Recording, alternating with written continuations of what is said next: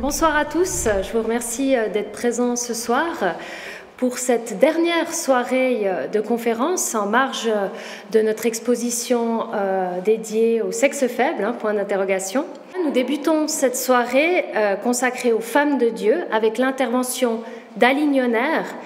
Quelques mots sur notre conférencière de ce soir. Aline Yonner, elle a soutenu en 2020 une thèse de doctorat intitulée « Sexualité, identité religieuse et politique, concurrence sociale et comportement sexuel dans une commune rurale vaudoise de la fin de l'Ancien Régime à 1848 », pour lequel elle a reçu un prix de faculté de l'Uni de Lausanne. Aline Yonner travaille actuellement à l'Université de Lausanne dans le cadre d'un projet soutenu par le Fonds national suisse pour la recherche et elle enseigne dans cette même université en tant que chargée de cours. Elle est l'auteure de plusieurs articles portant sur l'histoire de la sexualité, de la parenté, de la politique, des femmes et de la religion à l'époque moderne. Et ses travaux actuels, donc elle a passé du protestantisme chez les catholiques, puisqu'elle s'interroge aujourd'hui sur la religion populaire catholique, notamment les confréries dévotionnelles laïques en Valais. On en parlera d'ailleurs un petit peu dans notre exposition. Et elle a participé comme conseillère scientifique de l'exposition et de son catalogue. Notre deuxième conférencière de ce soir, Lauriane Savoie, est historienne formée à l'Université de Genève, qui est fraîchement docteur en théologie de l'Université de Genève avec sa thèse intitulée « L'ouverture du ministère pastoral à la mixité femmes-hommes dans les églises protestantes de Genève et de Vaud ». Elle est membre de l'Institut lémanique de théologie pratique et de l'Institut des études genre de l'Université de Genève et elle est actuellement postdoctorante et collaboratrice scientifique à la faculté de théologie de l'Université de Genève. Ses publications traitent entre autres de l'ordination des femmes et des groupes de théologiennes protestantes à Genève et elle est co-directrice de l'ouvrage Une Bible de femmes paru en 2018 chez Labor et Fides. Chère Lauriane et Aline, je vous remercie beaucoup pour votre participation à cette soirée. Je me réjouis de vous entendre.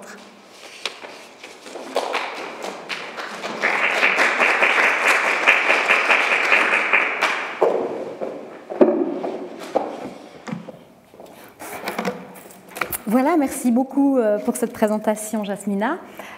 Bonsoir à toutes et bonsoir à tous. Je suis ravie d'être parmi vous ce soir et je remercie Jasmina et l'équipe du Château de Morges de m'avoir d'abord permis de participer à cette magnifique exposition que vous allez peut-être voir tout à l'heure ou que vous avez déjà vue.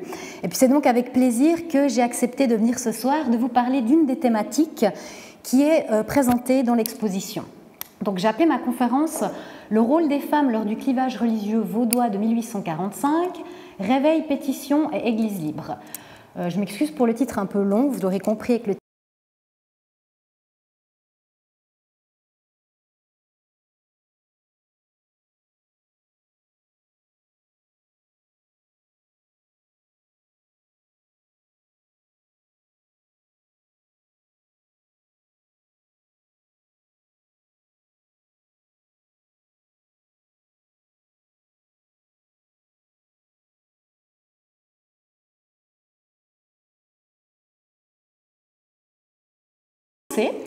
Je voulais vous mettre, pour illustrer cette caricature, qui est un dessin de presse, qui est paru en 1852 dans une revue vaudoise satirique qui s'appelait La Guêpe, qui était vraiment de tendance radicale. C'était un peu pour se moquer de leurs ennemis politiques, entre autres.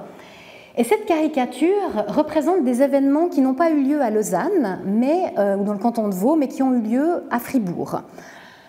Pour contextualiser un petit peu, avant de parler de la caricature, à ce moment-là, en 1852, à Fribourg, le gouvernement a basculé dans le radicalisme. Le gouvernement est radical depuis 1848 et un certain nombre de citoyens, et visiblement aussi de citoyennes, vont aller manifester contre ce gouvernement dans le village de Pozieux. C'est ce qu'on a appelé l'Assemblée de Pozieux, qui aurait réuni des centaines, voire, paraît-il, peut-être même des milliers de personnes, qui viennent protester contre le nouveau gouvernement radical, et en particulier contre la Constitution que ce dernier désire imposer.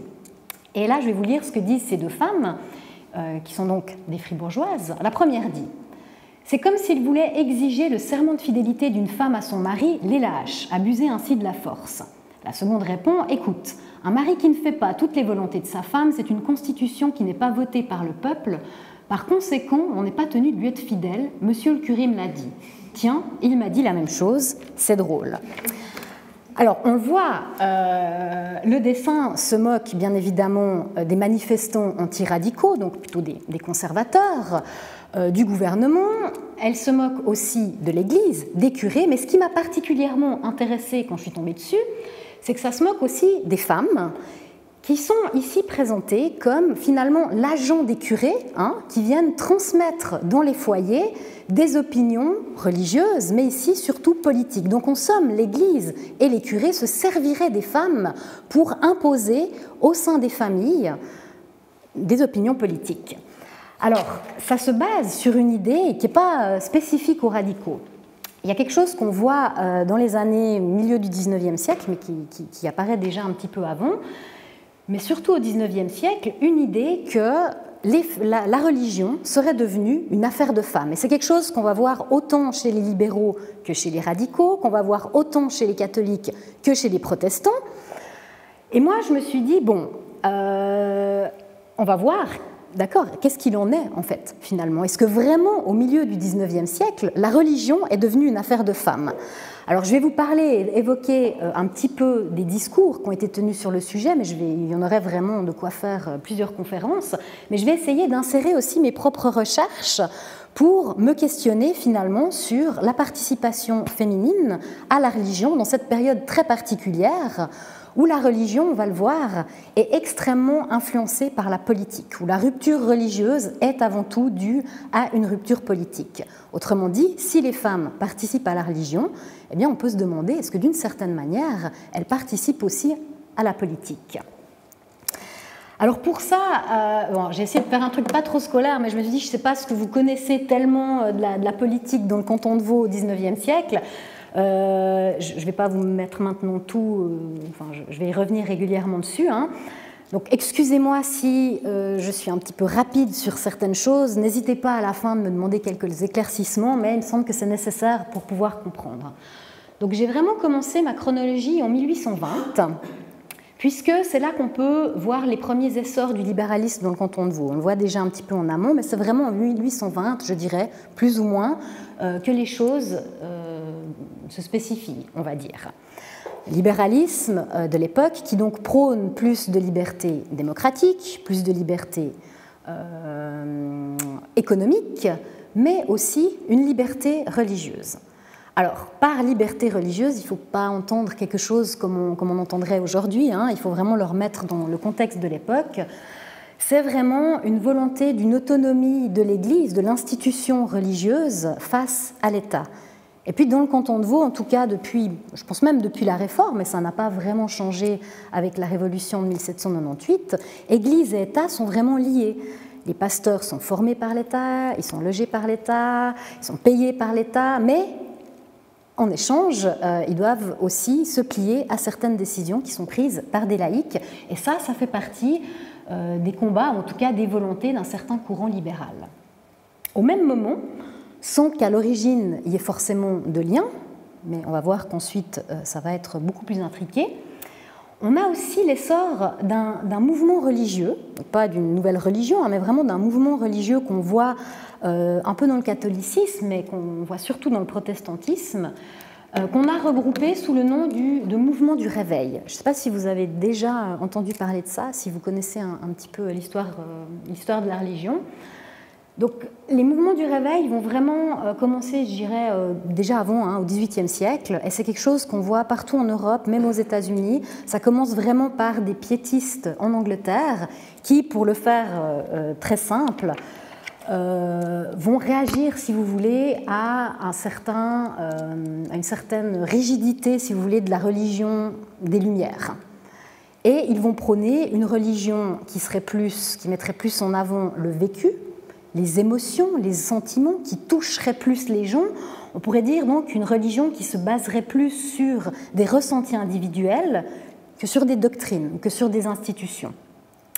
À Genève, d'abord, avant qu'on en parle vraiment dans le canton de Vaud, au début du XIXe, on voit ces mouvements surtout parmi des groupes d'étudiants en théologie qui vont se réunir pour parler de la Bible, étudier la Bible autour de pasteurs, a priori au départ. Parmi eux, justement, des hommes qui sont influencés par ces mouvements du réveil, voire des mouvements piétistes. Petit à petit, le phénomène va prendre de l'ampleur. On va en retrouver partout en Suisse romande, notamment dans le canton de Vaud, pas directement depuis Genève, mais aussi depuis l'Angleterre, par exemple. On sait qu'on a des missionnaires, c'est vraiment comme ça qui vont être appelés, qui vont venir justement prêcher cette nouvelle façon de vivre la religion, on va le dire comme ça, dans le canton de Vaud. Et ces réunions vont commencer à séduire non pas uniquement des étudiants, mais aussi monsieur et madame tout le monde, et visiblement surtout madame tout le monde, et surtout ne plus être menées par des pasteurs, et a priori ne plus être vraiment des séances d'études bibliques, mais véritablement des prêches. Donc là, je vous ai mis une peinture qui est norvégienne, à peu près de la même époque, d'un mouvement qui était mené par un certain monsieur Augien, et donc du coup, on les a appelés en allemand, les Augianerne, pardon, excusez-moi. Mais l'idée est un peu celle-ci, c'est vraiment un missionnaire qui vient, des villageois, des villageoises, qui viennent parler de leur expérience biblique. Alors on peut bien comprendre que pour le gouvernement vaudois, ça va poser problème, puisque pour eux, il s'agit d'un culte à part, d'un culte qui est mené en dehors de l'Église par des hommes qui ne sont pas nommés par l'État, et ces cultes qu'on va appeler des conventicules, pour bien montrer à quel point c'est quelque chose qui est caché, qui est un peu à côté, qu'on n'aime pas, vont être interdits, et les gens qui y participent, on va par exemple leur donner le qualificatif de mômier. Je ne sais pas si vous avez déjà entendu parler de mômier, ça veut dire des gens qui miment, qui font semblant, un peu des tartuffes si vous voulez bien. Et là, on aurait un exemple justement d'une de ces réunions. Donc le gouvernement vaudois, en 1824, va interdire ces réunions. D'abord sur le motif qu'il s'agit de cultes parallèles qui ne sont pas menés par des pasteurs, mais on va aussi avoir d'autres arguments. Et là, on va à nouveau, ou plutôt déjà, puisque la caricature que je vous ai montrée tout à l'heure était plus tardive, on va à nouveau invoquer la religion féminine. Donc là, je vous donne un exemple qui est à Payerne. Vous allez voir, mes exemples viennent tous de Payerne, parce que c'est sur Payerne que j'ai fait ma thèse, où le juge de paix va dire ça. J'ai laissé l'orthographe originale, vraiment, je vous ai laissé comme c'est écrit à l'origine. Donc le juge de paix, désirant faire cesser les rassemblements par la persuasion et la voix de douceur, a fait citer M. Rudolph et sa femme, ainsi que Mme Dolder, afin d'être exhortés à ne plus avoir chez eux de tels rassemblements, qui troublent la tranquillité de quelques ménages, qui divisent les maris d'avec leurs femmes et des pères d'avec leurs filles. Donc l'argument, c'est vraiment que les assemblées du réveil font courir le risque d'une émancipation féminine, spécifiquement face à l'autorité du mari et celle du père. On n'a pas des pères avec leurs fils, c'est vraiment des pères avec leurs filles. Donc la participation à ces réunions du réveil menace l'autorité masculine de la famille, mais aussi politique, précisément ici celle qui veut que l'Église reste sous le contrôle de l'État. Alors, est-ce que les femmes ont été plus séduites par les hommes que les mouvements du réveil ? C'est assez dur à dire, sauf quand on a des procès. Ce n'est pas des mouvements où on avait des inscriptions, des registres, comme on va avoir plus tard dans l'Église libre, où je vais y venir tout à l'heure. Donc, on a quelques indications quand on va regarder les procès, puisque c'était interdit.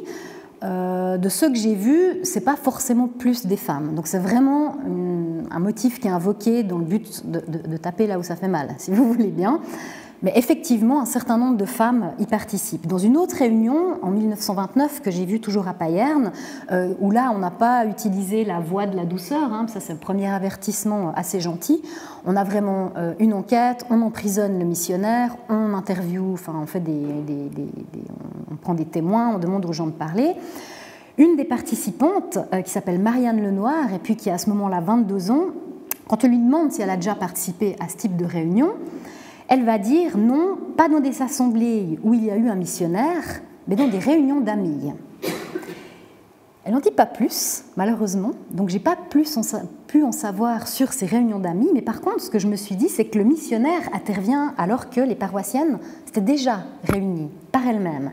Et donc que la participation à ce type d'événement dénote plutôt, me semble-t-il, d'un intérêt qui s'est exercé d'abord de manière autonome. Donc il ne faut pas oublier que si les femmes ont été effectivement peut-être assez séduites par les mouvements de réveil, ça a été aussi beaucoup exploité à des fins politiques, puisque cette question de liberté religieuse va devenir un thème récurrent entre les partis politiques naissants. On est vraiment à cette période juste après la Révolution, si vous voulez, une génération après la Révolution. Donc, il faut imaginer qu'on n'a pas encore dans les gouvernements des radicaux, des libéraux, plus tard des socialistes qui vont encore arriver après. Et c'est vraiment un moment de cristallisation où, pour la première fois, on va avoir des partis politiques, des gens, des individus qui vont dire « je suis libéral, je suis radical », où ça n'est plus uniquement des théories économiques ou des théories philosophiques. Alors, comme les libéraux prônent une liberté religieuse, une autonomie de l'Église par rapport à l'État, eh bien, ils vont plutôt soutenir, ils vont même en grande majorité soutenir ces mouvements du réveil. Et en 1831, grand événement pour eux, ils vont réussir à renverser le gouvernement, et le gouvernement qui est jusque-là conservateur va devenir libéral. Une des choses qu'ils vont essayer de faire, ça va être d'annuler cette fameuse loi de 1824, ce qu'ils arriveront à faire uniquement en 1833. Et ils ont eu beaucoup de peine à le faire. Dont le projet qui était initialement prévu, ils voulaient même que ces missionnaires et les assemblées du réveil puissent faire des baptêmes, par exemple. Et ça ne va pas marcher. Ils vont obtenir finalement que la loi soit abrogée, mais pas plus que ça, puisque pendant toutes les discussions qui ont lieu au Parlement, des pétitions affluent sur le bureau du greffier, des pétitions individuelles, des pétitions de groupe. De toute évidence, la population, dans sa grande majorité, est contre les mouvements du réveil. On a des attaques contre ces mômiers, on a vraiment souvent les procès ont lieu parce que quelqu'un les a dénoncés, parce qu'il y a eu du grabuge dans le village, il y a eu des problèmes dans la maison où ils se réunissaient, etc. Au moment où on a la prise de pouvoir des libéraux, c'est là que les radicaux vont se réveiller, puisque pour eux, la révolution libérale n'est pas été assez loin. Donc, pour ça qu'on dit radicaux, puisqu'ils vont plus loin. Donc, d'abord, les radicaux se positionnent sur des questions démocratiques, mais la question religieuse va être ensuite au centre de, on va dire, leur propagande auprès de la population. Ils ont tout à fait su reconnaître que la population n'aimait pas les mômiers, était contre la liberté religieuse, et c'est eux qui vont exploiter énormément ça en faisant signer tout un tas de pétitions. Les pétitions radicales qui ont le plus de succès, c'est tout le temps les pétitions qui ont attrait à la question religieuse, et en règle générale, les pétitions radicales ont toujours plus de succès que celles libérales quand c'est une question de religion. Donc en 1933, la pétition est quand même abrogée. Et puis en 1845, les radicaux prennent le pouvoir. Cette fois-ci, donc je fais un peu des bonds rapides, vous m'excuserez, mais c'est pour expliquer la suite. Donc les radicaux vont prendre le pouvoir et ils vont carrément purger vraiment toutes les autorités politiques, les autorités intellectuelles, l'académie, de tout ce qui est un peu libéral, surtout sous l'influence de Daniel-Henri Drouet, que vous connaissez peut-être si vous êtes vaudois, vaudoise. Et Drouet a particulièrement envie de recentrer l'Église comme étant au service de l'État. Il ne cache pas sa volonté de faire des pasteurs des fonctionnaires, finalement. Et va vraiment lutter énormément pour éviter toute autonomie de l'Église. Au moment même où il arrive au pouvoir, donc en 1845, il va demander aux pasteurs de lire en chaire, de faire la promotion en chaire de la nouvelle constitution radicale. Ce n'est pas quelque chose de complètement nouveau de demander à des pasteurs de s'exprimer sur des questions politiques, mais vu le contexte, vu la polarisation vraiment qu'on a maintenant entre ces partis, et puis la question religieuse qui devient vraiment au centre de ces questions politiques, 155 pasteurs refusent. Henri Drouet reste vraiment intransigeant. Il dit soit vous faites la promotion de cette constitution en chaire, soit vous démissionnez. Au final, 149 pasteurs vaudois vont démissionner. Les libéraux réagissent par, comme c'est devenu une habitude maintenant dans le canton de Vaud, des pétitions. Or, ils vont faire quelque chose de vraiment très rare ou exceptionnel. Je n'ai jamais vu ça auparavant dans le canton de Vaud. Ils vont prévoir des pétitions pour les hommes, voilà, mais une version spécifiquement pour les femmes. Donc ils vont faire circuler dans tout le canton des pétitions féminines qui réclament qu'on annule le renvoi des pasteurs.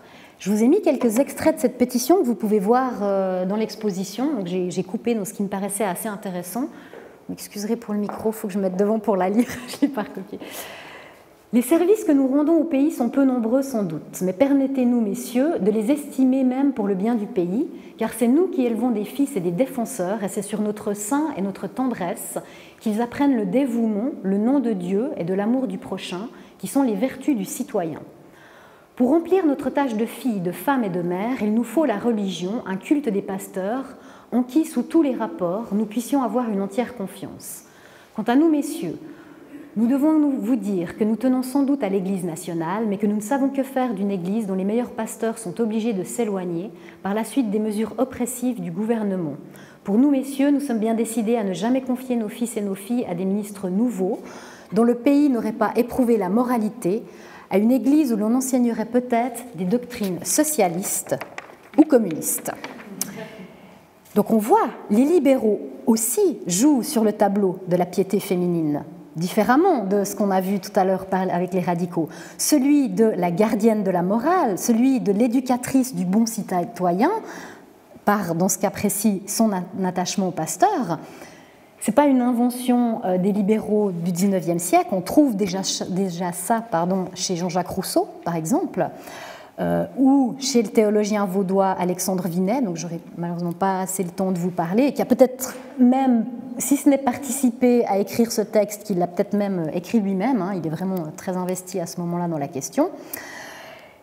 Et donc moi, j'ai voulu voir derrière, encore une fois, cette exploitation de la femme comme étant plus religieuse que l'homme, et bien finalement, qui étaient ces femmes? Alors, comme pour ma thèse, je travaillais sur la sexualité, j'avais une grande base de données démographiques que j'avais fait moi-même, et généalogique, où j'ai relevé dans les registres de paroisse, sur une période, les naissances, les mariages, les baptêmes, les décès, etc. J'ai regroupé les gens, bref, j'ai fait pratiquement la généalogie de Payerne pendant une 50aine d'années. Et je me suis demandé si j'allais retrouver les pétitionnaires dans la généalogie, et puis si je pouvais voir maintenant dans quel milieu politique elles évoluaient. Puisque j'avais regardé d'abord pour les hommes les pétitions libérales, les pétitions radicales. J'ai compté à chaque fois qu'un homme avait signé une pétition. Puis je me suis dit, est-ce que leur mari, finalement, aurait signé aussi cette pétition, ou est-ce qu'elles l'ont fait toutes seules? Et alors, j'ai pas réussi à toutes les identifier. Il y a beaucoup plus de femmes que d'hommes qui ont signé la pétition, déjà, partout dans le canton de Vaud. À Payerne, elles sont 315 à la signer contre 106 hommes, donc 3 fois plus de femmes qui signent. Et puis, j'en ai identifié à peu près un tiers dans la base de données, donc quand même 131, ce qui était pas mal.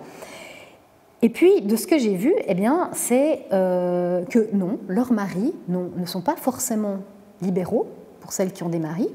Ce n'est pas forcément non plus des veuves ou des célibataires, et puis du coup on pourrait imaginer qu'elle peut plus facilement faire ce qu'elle veut. J'ai même trouvé une partie d'entre elles où le mari avait signé la version radicale, la version qui dit « il faut renvoyer les pasteurs ». Et puis deux m'ont particulièrement intéressée, une qui s'appelle Albertine Straubach, qui a 40 ans à ce moment, et puis Judith Julie Savary, qui a 52 ans à ce moment-là, qui sont même les épouses des municipaux radicaux. Donc on voit que c'est bien des opinions personnelles qui sont exprimées, et comme ce n'est pas uniquement un document de nature religieuse, il me semble que la teneur est assez claire, hein, c'est sans équivoque que les femmes ont vraiment ici exprimé une opinion politique. Ça a l'air bizarre de devoir aller chercher, insister comme ça, mais c'est quand même la première fois que je voyais quelque chose comme ça dans le canton de Vaud, bien avant les mouvements féministes qu'on va voir apparaître beaucoup plus tard. Pour continuer l'histoire ensuite de cette pétition, des radicaux, des libéraux, la pétition va, malgré son succès, absolument, on pourrait s'en douter, ne absolument pas faire flancher le gouvernement radical et Henri Druet. Et la rupture est consommée. Là, je vais un petit peu moins m'étaler, mais peut-être vous en parlerez un petit peu plus après dans la conférence qui suit. Les pasteurs démissionnaires, accompagnés notamment de personnalités justement comme Alexandre Vinet et puis un certain nombre d'autres libéraux, eh bien, vont créer leur propre institution religieuse, l'Église libre vaudoise. peut-être que vous connaissez un petit peu, donc qui va naître en 1847, qui est donc complètement séparée et autonome par rapport à l'Église nationale, hein, financée par leurs propres moyens, avec leurs propres pasteurs, leur propre culte. Donc comme là on a des bonnes sources, hein, on est bien documenté, les archives ont bien été conservées, j'avais aussi des listes de membres de ces églises. Il n'y a pas encore vraiment d'études qui ont été faites sur qui sont ces membres. Il y aurait encore beaucoup à faire, je pense à un immense chantier qui mériterait encore d'être fait. Pour Payerne, j'ai quand même, du coup, toujours pour Payerne, été regarder, poser les mêmes questions que celles que j'ai posées sur les pétitions, savoir qui c'était, est-ce que leur mari était plutôt libéral, radical, est-ce que les membres de l'Église avaient aussi signé la pétition, ce genre de choses. Donc là, on a, comme à Payerne et comme pour les pétitions, et visiblement comme partout, plus de femmes que d'hommes. J'ai recensé entre 1847 et 1874. 47, c'est le début de l'Église libre. 74, c'est lié à des bornes chronologiques de ma base de données. J'ai identifié 91 hommes et 138 femmes qui sont inscrites. Alors, ce n'est pas pour autant une église de femmes comme parfois, justement, la caricature a voulu la montrer. Hein. On a quand même des hommes, mais effectivement, c'est une église où on a beaucoup de femmes. J'ai réussi à en retrouver 108 dans ma base, donc là, une bonne quantité. Je vous dis, c'était bien documenté. Et première chose qui m'a vraiment étonnée, et bien sûr, c'est sur les 131 pétitionnaires, il n'y en a que 32 que j'ai retrouvés ensuite entrés dans l'Église libre. J'étais assez étonnée, je m'attendais vraiment à ce qu'on ait un pas directement. Donc il me semble que si les femmes, elles ont pu illustrer une autonomie à l'égard d'opinions politiques, en revanche, il semble que ce n'est pas suffisant pour sauter le pas, pour faire partie d'une Église dissidente. On pourrait plus facilement être en désaccord politique qu'en désaccord religieux, ce que j'ai trouvé extrêmement intéressant. Quant à leur profil, on a souvent dit à l'époque, hein, les radicaux qui critiquaient, disaient souvent voilà, c'est des vieilles filles, c'est des veuves, etc. Alors pas du tout. Pour leur âge, c'était un peu difficile, je n'avais pas toujours la date exacte où elles entraient dans l'Église libre. Elles ont en moyenne 40 ans. Donc, moyenne, c'est-à-dire qu'il y a des beaucoup plus vieilles et des beaucoup plus jeunes.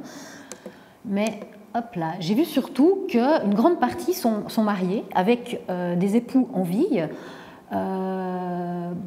Près de 40% ont un mari qui n'est pas membre de l'Église libre et beaucoup moins ont un mari qui est membre de l'Église. Ça aussi, ça m'a intriguée. Je me suis dit, ça veut dire qu'elles viennent sans leur mari. Donc voilà, elles peuvent signer une pétition, mais elles ne peuvent pas entrer dans l'Église, mais elles peuvent quand même. Voilà. Et alors là, j'ai fait quelque chose de très spécial. C'est des généalogies en réseau de parenté. Je ne vais pas trop vous... Voilà.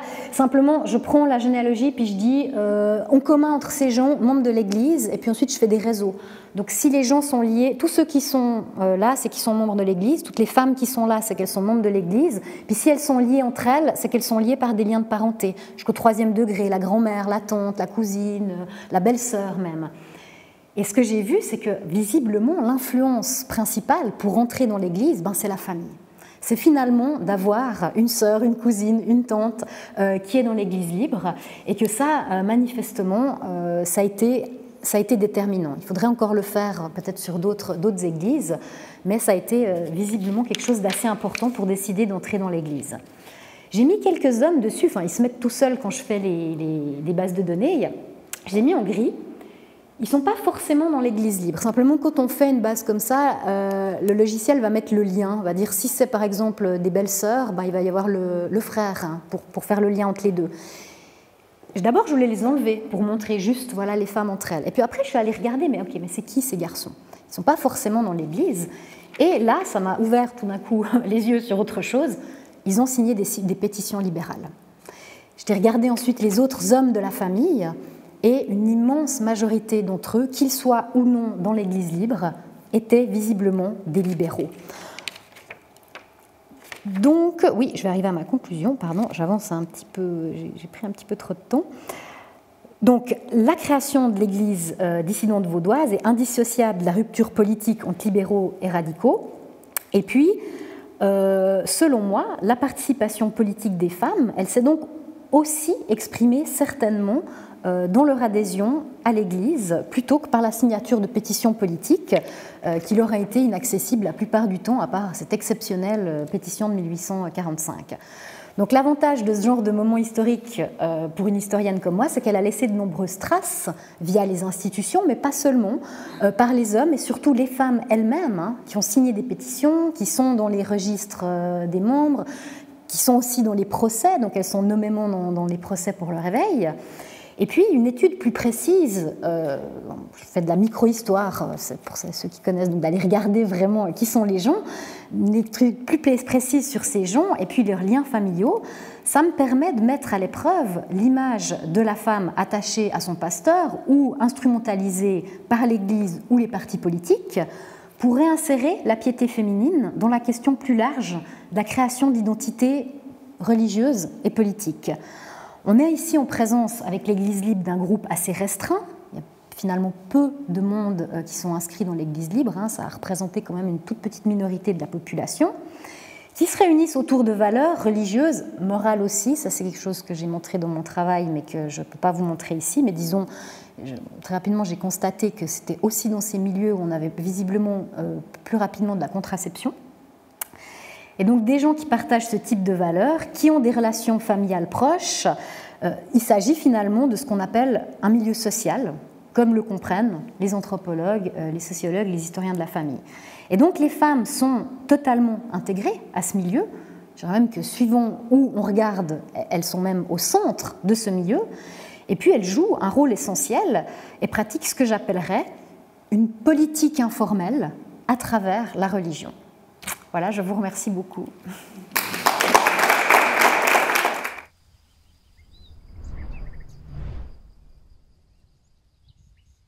Bonsoir à toutes et à tous. Je suis très contente d'être ici dans ce château pour la première fois. Je n'y avais jamais mis les pieds, donc je me réjouis de découvrir l'exposition et puis d'être dans ce lieu-là.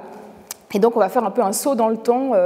Après la présentation qui précède, on va être transporté 80 ans plus tard à peu près, disons, pour ma période à moi. Donc là, on a un peu une carence de quelques décennies si on veut vraiment faire cette histoire-là.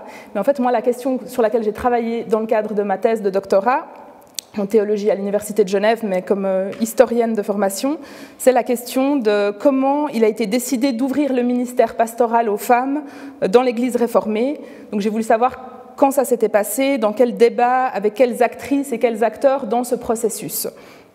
Et c'est à ces quelques questions que je vais essayer de répondre ce soir très brièvement avec un focus sur le canton de Vaud, alors que j'ai travaillé donc sur le canton de Vaud et sur le canton de Genève. Alors, ce qui est très clair, mais ça a déjà été évoqué, c'est que les pasteurs ont un rôle d'autorité religieuse et morale dans les églises issues de la réforme du XVIe siècle, qui est particulièrement fort encore, notamment pendant une longue partie du XXe siècle. Et cette autorité des pasteurs, elle est fondée sur leur savoir théologique, sur leur étude poussée de la théologie et notamment de la Bible dans ses langues originales, donc l'hébreu et le grec, et sur leur faculté de pouvoir guider les fidèles dans leur lecture de la Bible, notamment par la prédication. Les pasteurs sont des ministres de la parole, on les appelle comme ça. Donc ils n'ont pas un rôle d'intermédiaire entre Dieu et les fidèles qui serait équivalent à celui des prêtres, qui recueillent la confession et administrent les sacrements qui sont plus nombreux que ceux gardés par la Réforme. Donc il y a 7 sacrements dans le catholicisme et 2 dans le protestantisme, le baptême et la Sainte Seine. Mais les pasteurs demeurent les équivalents des prêtres dans l'imaginaire collectif.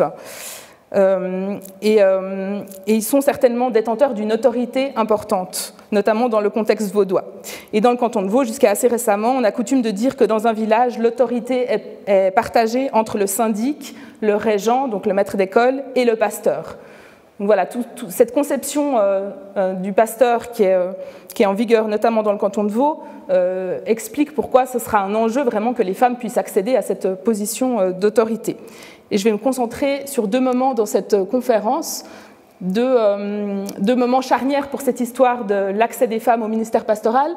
D'abord les années 1925 à 1935 et ensuite les années 1970. Ces 2 périodes qui sont clés pour cette histoire-là. Et puis là, dans le court moment que j'ai, je vais me concentrer sur ces 2 périodes-là.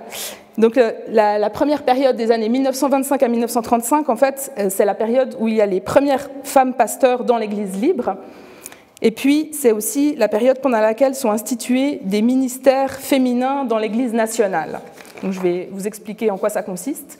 Et puis, les années 1970, ce sont les années qui, suite à la fusion entre l'Église libre et l'Église nationale, voient l'ouverture du pastorat aux femmes dans la nouvelle Église évangélique réformée du canton de Vaud. Donc, c'est un autre moment important de décision d'ouverture du pastorat aux femmes. Alors, l'Église libre est clairement en avance par rapport à l'Église nationale sur les questions d'égalité femmes-hommes.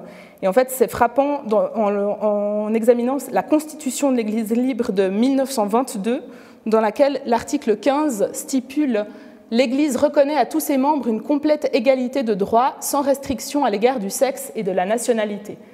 Et ça, c'est quelque chose qui est particulièrement fort en 1922, à une époque où le suffrage féminin politique est encore régulièrement balayé dans les urnes au niveau cantonal, donc dans différents cantons, dans beaucoup de cantons suisses, ou alors rangé au fond de tiroirs au Palais fédéral. Et donc, c'est une affirmation qui détonne beaucoup, cette affirmation-là, dans la Constitution. Donc, vous voyez qu'il y a déjà, en fait, une base constitutionnelle pour que le pastorat soit ouvert aux femmes avec une telle égalité proclamée, disons. Même si ce n'est pas encore officiellement l'ouverture du pastorat aux femmes, en fait, les outils sont là, disons, les principes sont là dans cette constitution de 1922. Et donc, c'est au sein de l'Église libre que sera consacrée la première femme pasteur du canton de Vaud, que vous verrez dans l'exposition tout à l'heure. Et donc, c'est peut-être bien ici qu'elle est encore le plus connue, puisque c'est une Morgienne, Lydia von Hove, qui est née à 2 pas d'ici, dans la Grand-Rue, et puis qui, avant d'être la première pasteur de l'Église libre, était la première étudiante en théologie à la faculté de théologie de l'Église libre, faculté qui était surnommée la Môme, donc toujours ce vocabulaire des mômiers, et puis la Môme, le nom de l'institution de la faculté de théologie de l'Église libre, donc qui coexistait avec la faculté de théologie de l'Université de Lausanne. Et en fait, Lydia von Hove, donc on la voit, et puis cette photo, elle est aussi dans l'exposition. Donc là, c'est une photo de classe de la faculté, prise vers 1918, et donc on la voit bien au milieu, parce que voilà, elle détonne clairement par son vêtement clair, et puis il y a toujours ces poses qui sont très particulières pour nous.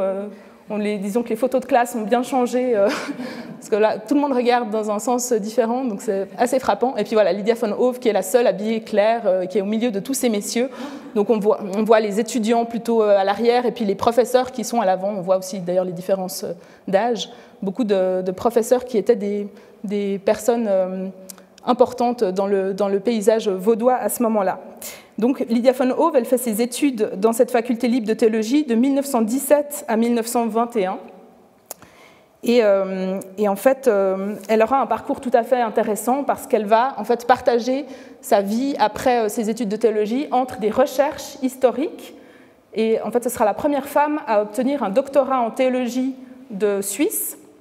Mais elle fait des recherches historiques donc dans le cadre de la faculté de théologie.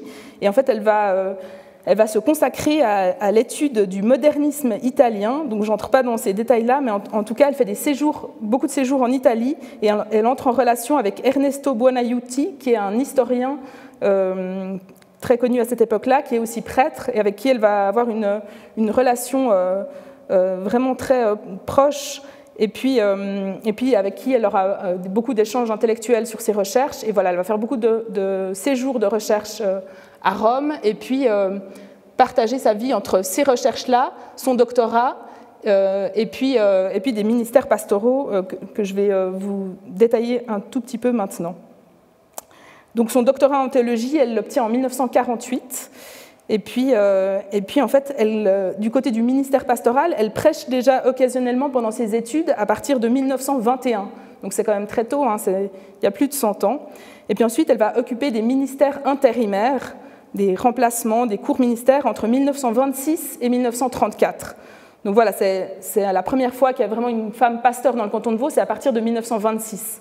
Même si, quand elle commence à ce moment-là, elle n'est pas encore consacrée, donc elle n'a pas encore été officiellement reconnue dans son ministère par la consécration. Mais voilà, elle commence à exercer le pastorat à partir de 1926. Et en fait, l'Église libre décide dans son synode d'admettre officiellement les femmes au ministère pastoral en 1930, donc 4 ans après le début de son ministère. Et puis, vous vous rappelez cet article de la Constitution qui proclamait l'égalité de tous les membres, peu importe leur sexe. de 1922. Donc voilà, en 1930, officiellement, le pastorat est ouvert aux femmes dans l'Église libre. Et pour vous donner un élément de contexte par rapport à Genève, 1930, c'est 2 ans après l'ouverture du pastorat aux femmes dans l'Église nationale protestante de Genève. Mais dans l'Église nationale protestante de Genève, ce n'est pas le pastorat intégral, mais c'est le pastorat auxiliaire. Donc voilà, c'est des nuances, mais disons que c'est dans ces années-là qu'il y a beaucoup de choses qui bougent finalement pour les femmes. Et Lydia von Hove, elle est consacrée en 1935 à Olon, et elle sera ensuite en poste pendant 14 ans à l'hôpital de Saint-Loup, dont elle assure l'aumônerie, et puis en paroisse à l'Auberçon à Sainte-Croix, et enfin à la Mentue, à Chavannes-le-Chêne, jusqu'à sa retraite en 1966. Donc c'est justement cette année que l'Église libre et l'Église nationale fusionnent, en 1966. Et il y aura quelques autres femmes qui seront consacrées pasteurs dans l'Église libre, mais elles auront des ministères très courts pour toutes sortes de raisons que je ne vais pas évoquer maintenant. Donc c'est la seule qui va avoir vraiment un ministère durable dans l'Église libre, Lydia von Hove, donc une figure tout à fait marquante. Et alors du côté de l'Église nationale réformée du canton de Vaud, à la même époque, qu'est-ce qui se passe dans cette décennie 1925 à 1935, pendant que la première femme est consacrée pasteur dans l'Église libre? Alors pour commencer, la faculté de théologie de l'Université de Lausanne voit arriver les premières étudiantes plus de 10 ans après la faculté libre, c'est-à-dire en 1928. Alors pour expliquer ce retard d'entrée des femmes dans les études qui mènent au pastorat, la docteure en sciences et future professeure à l'École supérieure de jeunes filles Suzanne Mélan, qui est par ailleurs fille de pasteur, écrit cette année-là, donc en 1928, je la cite, « L'idée de la femme pasteur n'est pas née dans l'imagination des Vaudoises, elle n'a pas encore pénétré notre mentalité. » Donc c'est comme ça qu'elle explique le fait qu'il n'y a pas encore de femmes qui font des études de théologie dans cette faculté de l'Université de Lausanne, en 1928. Mais en fait, en 1928, cette idée, contrairement à ce qu'écrit Suzanne Mélan, elle est bien née dans l'imagination de 2 Vaudoises, parce qu'il y a 2 Vaudoises en fait, qui commencent leurs études à peu près à ce moment-là, Lucie Monod et Jeanne Hertel, qui obtiennent toutes 2 leur licence en théologie en 1932, donc 8 ans après Lydia von Hove dans la faculté libre. Mais avant 1932, j'aimerais juste mentionner en passant qu'en 1928, il y a une première femme qui monte en chaire à la cathédrale de Lausanne, dont on voyait d'ailleurs une photo de l'intérieur en titre de ma présentation. Il s'agit de Rosa Gutknecht, dont vous voyez qu'elle est née en 1885 et décédée en 1959. Et donc, en fait, elle monte en chaire à la cathédrale de Lausanne à l'occasion d'un service spécial solennel célébré par le pasteur Gustave Secrétan à l'occasion du congrès de l'Union mondiale des femmes abstinentes chrétiennes, donc la lutte contre l'alcoolisme. Et alors, elle prêche pas, donc l'honneur est sauf à ce moment-là, mais elle prononce une allocution du haut de la chaire. Mais c'est quand même pas rien qu'une femme monte en chaire dans la cathédrale de Lausanne à ce moment-là, en 1928. Et puis, donc, la presse nous rapporte qu'elle prononce une remarquable allocution, hein, je cite la tribune de Lausanne, et puis la tribune de Lausanne qui est bien consciente que c'est un moment historique, et puis qui note encore, je vous cite une partie de l'article, « Sévère dans sa robe noire, mademoiselle Gutknecht a produit une impression considérable par l'autorité qui se dégage de sa personne, par ses paroles profondément humaines, témoignant de la plus riche sensibilité d'un cœur largement ouvert à tout et à tous. » Donc voilà, elle semble faire une bonne impression. C'est vraiment frappant parce que dans tous les comptes rendus dans la presse des premières apparitions de femmes du haut d'une chaire prestigieuse comme celle de la cathédrale, c'est toujours leur habillement qui est mentionné en premier, toujours. Donc moi j'ai vraiment plusieurs exemples pour Genève et tout, donc c'est toujours elle portait un surplis très élégant, ou bien très élégante dans sa robe noire, c'est vraiment la première chose qui est mentionnée, c'est systématique, c'est assez incroyable. Et puis voilà, donc là il y a cette idée de l'autorité qu'elle dégage, hein. Là on voit aussi que c'est une dimension vraiment déterminante, celle de l'autorité qu'une personne dégage quand elle prend la parole. Mais alors je ne vous ai pas encore dit qui était cette Rosa Gutknecht et pourquoi elle prend la parole à ce moment-là.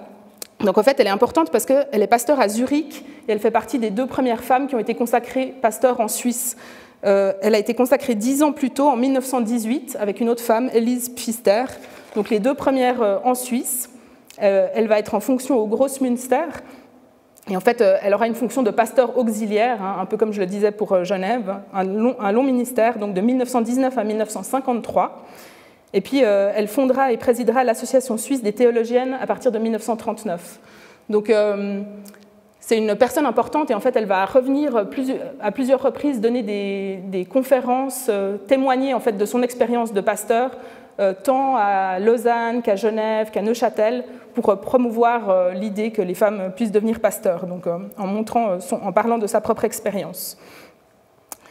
Alors, il y a un pasteur de l'Église nationale vaudoise qui s'active à ce moment-là pour demander davantage de responsabilités pour les femmes dans son Église. C'est un pasteur qui s'appelait Paul Métro et dont on voit au synode qui s'engage plusieurs fois pour demander que les femmes aient plus de responsabilités. Et en fait, à son initiative, le synode, donc le Parlement de l'Église réformée, va commencer à étudier la possibilité de créer des ministères féminins ou des aides de paroisse, comme c'est déjà le cas à Genève depuis une dizaine d'années. Donc il n'est pas question de femmes pasteurs, mais des assistantes de paroisse pour soulager les pasteurs de certaines tâches chronophages, comme les visites aux paroissiennes et paroissiens qui prennent beaucoup de temps aux pasteurs, et puis des travaux administratifs. Donc on se dit, mais en fait, il y a beaucoup de bonne volonté féminine qui voudraient travailler dans l'Église, donc il faudrait leur trouver une voie pour pouvoir les employer. Et donc, il y a une enquête dans cette année 1928 qui a lieu pour récolter les avis des conseils de paroisse du canton à propos du fait d'ouvrir des ministères féminins aux femmes. Donc vraiment, il n'est pas question du pastorat. Donc c'est très intéressant parce qu'on a dans les archives la synthèse de cette enquête qui récolte les avis des conseils de paroisse du canton. Et en fait, c'est une levée de bouclier, alors qu'il n'est même pas question d'ouvrir le pastorat aux femmes. Donc c'est assez impressionnant. Je vous lis juste quelques tout petits extraits pour que vous puissiez voir de quoi il s'agit. Donc un premier extrait. « N'en déplaise à nos gracieuses ou farouches égalitaires, nous restons persuadés que les responsabilités pastorales sont trop complexes et trop lourdes pour être placées sans danger sur les épaules féminines. » Voilà, alors qu'il n'était pas question d'ouvrir le pastorat aux femmes dans cette enquête. Donc c'est assez fou, mais il y a une anticipation. Donc voilà, les responsabilités pastorales. Un deuxième extrait. « Notre paroisse craint que le ministère ne soit rendu dérisoire ou ridicule. Nos sœurs trouveront mille occasions de servir Dieu en dehors du pastorat. » Et puis, pas de pasteur en jupon. Donc là, c'est clair, c'est lapidaire. Je trouve ça intéressant parce que les pasteurs sont en robe quand même, donc c'est assez piquant de voir ce slogan « pas de pasteur en jupon ». Donc vous voyez, il y a beaucoup de réactions qui sont tout à fait intéressantes à lire, mais donc voilà, vraiment, les conseils de paroisse ne semblent pas du tout prêts à donner aux femmes davantage de responsabilités, même s'il ne s'agit pas du pastorat. Mais puisque certaines paroisses, surtout urbaines, demandent vraiment d'avoir des assistantes de paroisse, le synode décide quand même d'autoriser les paroisses qui le veulent vraiment à employer des aides de paroisse. Et alors là, le synode va imaginer deux classes, donc c'est le terme qui est utilisé, la première classe pour les femmes licenciées en théologie et la seconde classe pour les non licenciées en théologie. Et les femmes employées comme ministère féminin de première classe auront le droit de célébrer le culte si ce n'est pas le culte principal. Donc ça veut dire un culte à un autre moment que le dimanche matin ou bien dans une salle paroissiale et pas au temple. Mais par contre, elles n'auront pas le droit de célébrer les sacrements, donc baptême et sainte seine, ni les mariages. Donc voilà, il y a des restrictions. La prédication est possible, mais dans des conditions bien particulières, et puis pas les sacrements ni les mariages. Donc c'est quand même assez restrictif. Et puis, alors finalement, quand est-ce qu'une femme prêche pour la première fois dans l'Église nationale ? C'est quelque chose qui est important à savoir, parce que je pense que c'est peu connu. Et apparemment, selon toute vraisemblance, c'est 4 ans plus tard, en 1932, que la première femme prêche dans une église nationale. Il s'agit de Lucie Monod. C'est donc une des 2 premières étudiantes en théologie à la faculté de Lausanne que j'ai évoquée avant. Et puis, je vous ai mis l'entrefilet dans la feuille d'avis de Lausanne qui détaille cet événement. Vous voyez la couverture à gauche de la feuille d'avis de Lausanne. Et je vous lis cet entrefilet. Donc, ce n'est pas l'habillement de cette première prédicatrice sur la gauche. Alors, donc le titre, c'est « La femme pasteur ».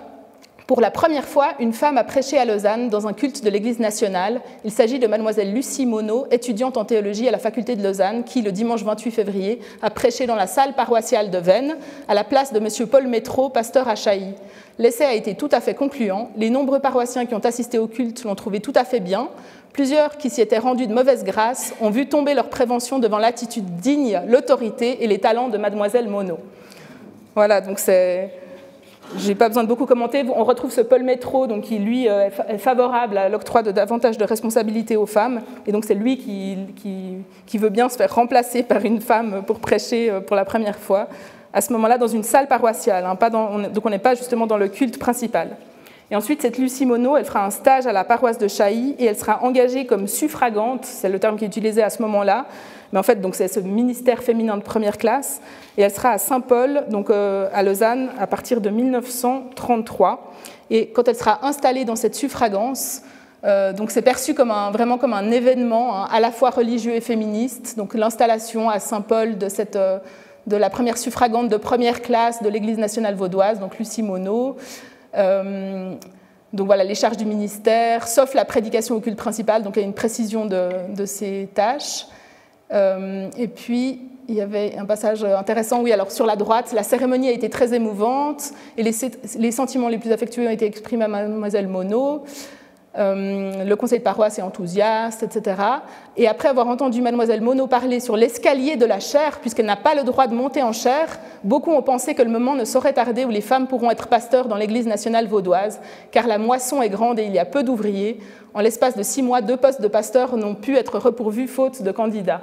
Donc voilà, il y a déjà des pénuries de pasteurs à ce moment-là. Et donc voilà, c'est vraiment... C'est incroyable d'imaginer qu'elle est sur les escaliers de la chaire, mais qu'elle n'a pas le droit d'être en haut, d'être en chaire pour son installation, parce que voilà, elle est ministère féminin de première classe, mais pas pasteur, justement. Donc voilà, il y a des restrictions quand même assez impressionnantes.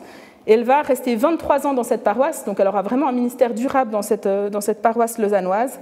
Ensuite, elle partira au Liban comme missionnaire de l'Action chrétienne en Orient pendant 4 ans, et puis revenue en Suisse, elle s'installe à Genève où elle est assistante de paroisse aux eaux vives jusque dans les années 1970. Donc elle va aussi un peu régresser dans son parcours en étant à Genève, alors qu'à Genève, elle pourrait techniquement être pasteur auxiliaire à ce moment-là, dans les années 70, mais en fait, elle va être assistante de paroisse. Donc voilà, elle n'aura pas, disons, un ministère qui correspond aux études qu'elle a fait. Et voilà, donc les femmes, dans cette période-là, font leur chemin un peu comme elles peuvent, selon ce qu'elles obtiennent. Elles ont des parcours assez sinueux. Et puis, je mentionnerai très rapidement Janie Hertel, qui est donc la camarade de Lucie Monod, qui fait ses études vraiment en même temps qu'elle, et qui est davantage restée dans les mémoires de l'Église vaudoise, parce qu'elle a travaillé toute sa vie dans l'Église nationale vaudoise, pendant 37 ans à l'aumônerie de l'hôpital cantonal de 1935 à 1972. Donc un long ministère. Et puis en parallèle, pendant 28 ans, elle va travailler à la prison pour femmes de Rolle, donc où elle sera à l'aumônerie de la prison. Et donc elle portera le titre de chapelain, chapelaine, aumônier. Et puis un article de l'Illustré de 1951 la présente même comme pasteur, mais ce n'est pas officiellement son titre. En 1951, elle ne peut pas être pasteur. Mais voilà, l'Illustré se trompe, ou on ne sait pas trop pourquoi, mais il la présente comme pasteur. Mais donc elle travaille à l'aumônerie de l'hôpital. Et puis, donc les quelques pionnières que j'ai mentionnées jusqu'à présent, Lydia von Hove, Lucie Monod et Janie Hertel, et quelques autres donc, qui se comptent sur les doigts d'une main et ont des ministères plus brefs, elles ont comme point commun d'être toutes restées célibataires et sans enfants. Mais en fait, c'est une histoire de convention sociale. À cette époque-là, il est impensable que les femmes puissent concilier vie de famille et ministère dans l'Église, mais comme beaucoup d'autres professions, en fait. Donc, si une femme veut travailler dans ce type de milieu, en fait, elle ne peut pas cumuler son travail avec une vie de famille. Donc il y a un choix qui est fait, disons, par ces femmes. Dans certains contextes, dans d'autres églises, c'est une obligation qui est imposée. Donc voilà, on navigue entre une obligation ou une convention sociale. Mais en tout cas, c'est difficile de concevoir le ministère pastoral jusque dans les années 70 pour des femmes qui seraient mariées et qui pourraient avoir des enfants. Et je vais être plus rapide sur la deuxième période que je voulais mentionner, là, les années 1970, ce deuxième moment clé, donc je serai vraiment plus brève. Donc c'est le moment qui suit la fusion des deux églises, l'Église libre et l'Église nationale, donc la fusion qui a lieu en 1966. Et donc à ce moment-là, l'Église nationale, elle n'autorise toujours pas les femmes à être pasteurs. Donc il y a ces ministères féminins de première et de seconde classe, comme je l'ai mentionné, avec des restrictions importantes. Et donc, à ce moment-là, en 1966, l'Église libre, elle autorise les femmes, donc depuis 1930, on l'a vu, à être pasteurs. Il y en a très peu, et d'ailleurs, en 1966, Lydia von Hove est la seule à l'être, mais c'est le moment de son départ à la retraite. Donc, elle signe le registre des pasteurs au moment de la fusion, mais en fait, elle ne va plus exercer le pastorat, donc il n'y aura pas de femmes pasteurs à partir de 1966. Et donc, on est dans un contexte de profonde mutation sociale, cette fin des années 60, et puis toujours dans un contexte de pénurie de pasteurs dans le canton de Vaud. Et puis, la deuxième partie des années 60, c'est aussi une décennie dans laquelle beaucoup d'autres églises sœurs, notamment l'Église réformée de France, ouvrent le pastorat aux femmes. En France, la décision elle est prise en 1965, confirmée encore en 1966. Donc voilà, l'Église vaudoise, en fait, est la dernière de Suisse à garder fermé le ministère pastoral aux femmes, l'Église nationale vaudoise.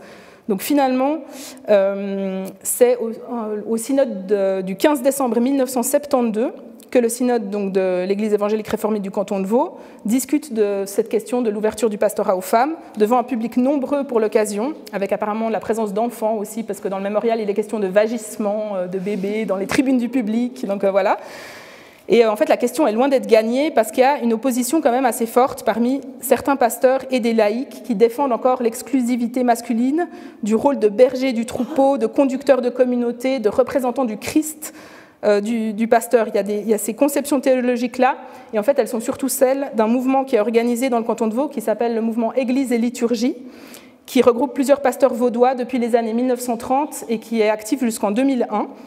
Et c'est ce mouvement Église et Liturgie qui a beaucoup travaillé pour renouveler la liturgie des églises romandes, mais qui a aussi une influence en France et qui a fait tout un grand travail liturgique. Et ce mouvement-là s'oppose très vivement à l'octroi de responsabilité aux femmes dans l'Église. Et à ce moment-là, dans les années 70, ce mouvement veut cantonner les femmes au ministère diaconal, qui est donc de diacre, qui est réintroduit dans l'Église à ce moment-là. Et puis Église et Liturgie dit, ben voilà, les femmes qui veulent s'engager dans l'Église, elles devraient pouvoir devenir diacres, mais pas pasteurs, parce que ça correspond. C'est pas possible que des femmes puissent devenir pasteurs. Et je vous montre très rapidement presque des slogans qui sont des arguments, d'abord contre l'accès des femmes au pastorat, donc des arguments du synode, de délégués au synode. On fait fausse route en favorisant l'émancipation de la femme, car on la fait sortir de son rôle naturel.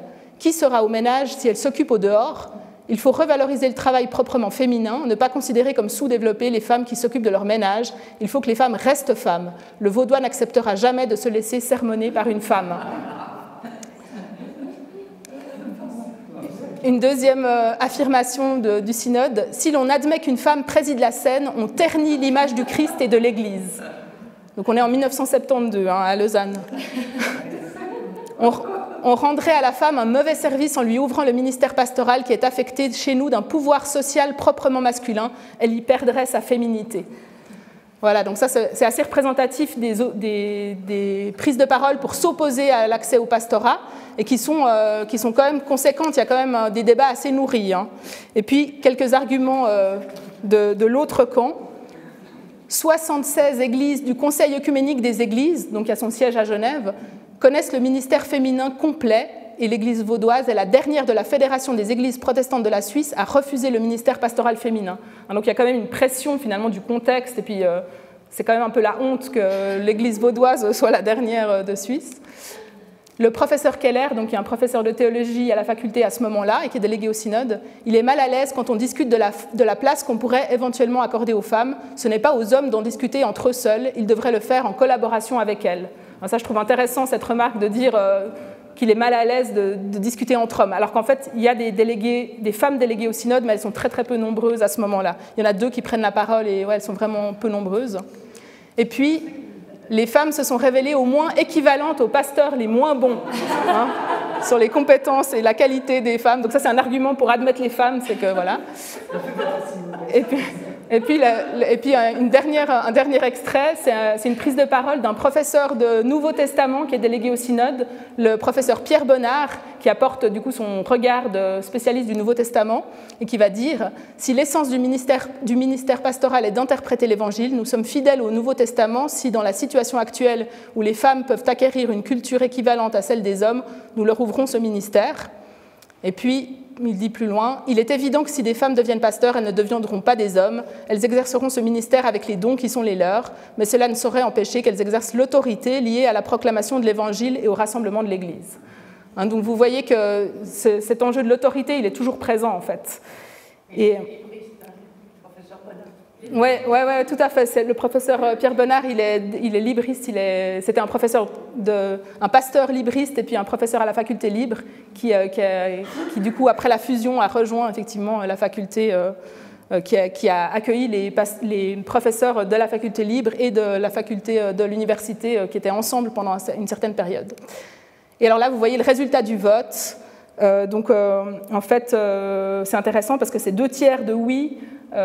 Comme l'acceptation du suffrage politique féminin en 1971, où il y avait eu la première votation en 1959 où c'était 2/3 de non, puis renversement 12 ans plus tard, c'est 2/3 de oui, là on est dans la même proportion, mais vous voyez qu'il y a quand même une opposition assez conséquente, parce que c'est 63 voix contre 29, donc il y a quand même 29 délégués qui votent contre l'ouverture du pastorat aux femmes en 1972, et 2 abstentions.